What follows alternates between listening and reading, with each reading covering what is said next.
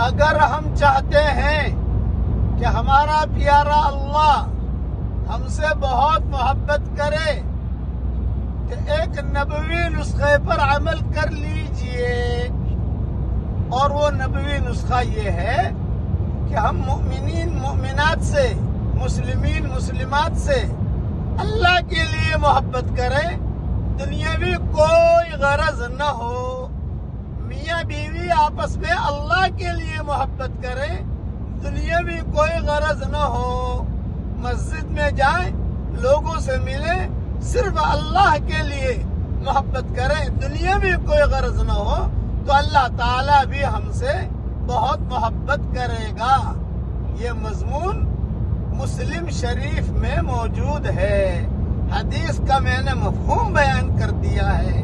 اللہ تعالیٰ ہم سب کو آپس میں اللہ کے لیے محبت کرنے والا بنائے۔ کہیے آمین۔